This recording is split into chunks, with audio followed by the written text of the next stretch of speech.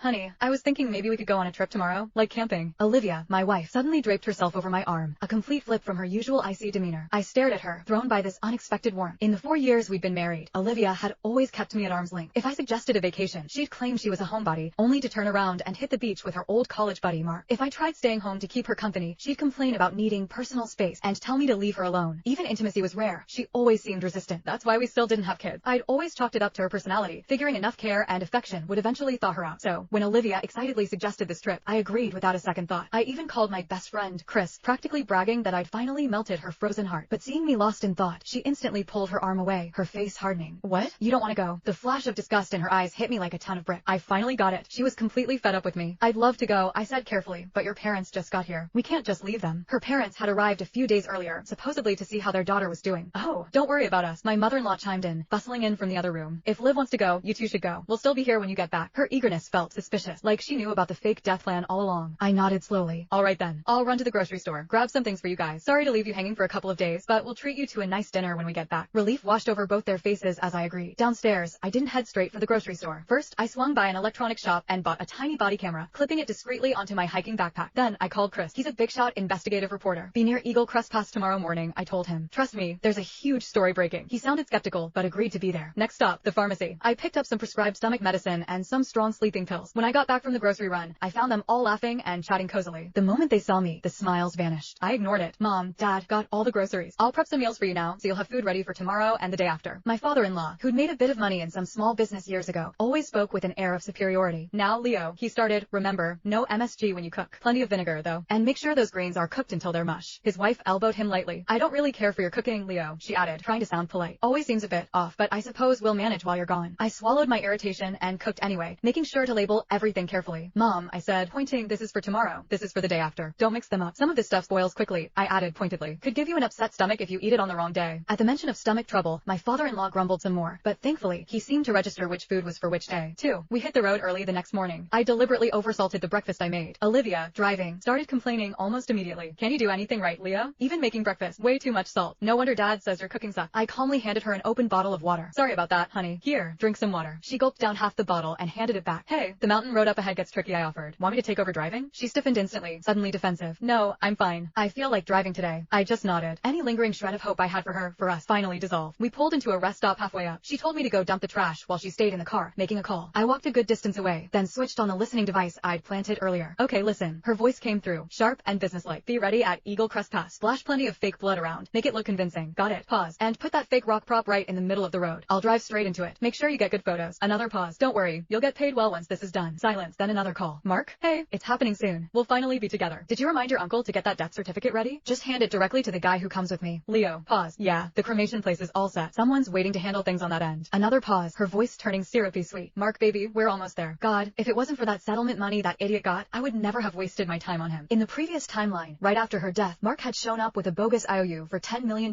he claimed she owed him. Drowning in guilt and egged on by her parents, I'd sold my house and handed over every penny I had. God, I was such a fool back then. I waited until she hung up, then walked back to the car. She held out an already opened carton of milk. Here, she said, trying to sound considerate. Drink this. You barely touched your breakfast. Don't want you getting hungry on the road. I took the milk and, under her watchful, expectant gaze, drank the whole thing. Joke's on her. I was the one who packed the car. I'd swapped her doctored milk with a perfectly normal one hours ago. 3. I sent a quick text to Chris. Eagle Crest Pass. Get ready. If you see anyone suspicious setting something up, film them discreetly, then call the cops. With everything in motion, a strange calm settled over me. Still, looking at the woman I'd loved, or thought I loved, for so many years, knowing how this would end, a flicker of regret, maybe pity, sparked inside me. I just watched her quietly for a moment. She noticed my gaze and recoiled. God, stop looking at me like that, she snapped, her voice dripping with disdain. It's disgusting. Like you've never seen a woman before. Honestly, Leo, you're just pathetic. No ambition. I genuinely can't stand you. After I got that settlement money, all I wanted was to relax, enjoy life, spend time with family. But in her eyes, that translated to pathetic. My gaze turned cold. Then why did you marry me, Olivia? If you didn't love me, why stay with me? Because you wouldn't leave me alone. She spat back, clinging like some pathetic lost puppy. I only stuck around because I felt sorry for you. Felt sorry for me. Right, sure. I pursued her. Hard. Dropped a fortune doing it. Expensive bags, designer clothes, fancy dinners at places I couldn't really afford. She never said no. Never even hinted she wasn't interested. Now I was the pathetic one? I let out a long sigh, picking up the water bottle I'd given her earlier. It was nearly empty. Okay, my bad, I said, handing it to her. Here, finish this. Calm down. She shot me a sideways glare, but took the bottle and drained the rest. I watched her closely. Her eyelids started to droop. She looked like she was fighting sleep. Time was running out. Honey, I said gently, maybe I should drive now? You look tired. Eagle Crest Pass is just up ahead. We were heading to a campsite high in the mountain. All the turns and passes looked similar up here, It was easy to get confused if you weren't paying close attention. The mention of Eagle Crest Pass jolted her awake. I'm perfectly fine driving, she snapped, suddenly alert. Why are you so insistent on taking over? Don't you trust my driving? She was picking a fight, trying to replicate the scenario from the last time, trying to get me out of the car so she could stage the accident. That's not it, I said, feigning helplessness. I'm just worried you're tired. Oh, I think you don't trust me. God, you're such a worrier, always nagging. I'm not made of glass, Leo. And remember that hospital project investment I told you about? Mark's project? You hesitated. So useless. Mark's hospital venture. I knew it was shady, probably skirting the law, but Olivia had pushed, so I'd sunk over $1 million into it. Lost every cent. Afterward, Olivia blamed me, claiming I didn't invest enough. I glanced at the clock. Past noon. Her parents would have likely eaten their lunch by now. The lunch I'd prepared. Just get out. I don't want to look at you, she yelled. We were on a winding mountain road, miles from anywhere. No chance of catching a cab, but she didn't care. I looked at her one last time. Her eyes were slit, struggling to stay open. All right, I stammered, playing my part. Just be careful driving, okay? Eagle Crest Pass is right around the bend. Get out, she screamed. The car screeched to a halt. I opened the door and stepped out. The mountain road was deserted. Just me, the wind, and the tiny red light blinking almost imperceptibly on my backpack strap. She didn't know. Eagle Crest Pass wasn't this turnoff. It was the next one.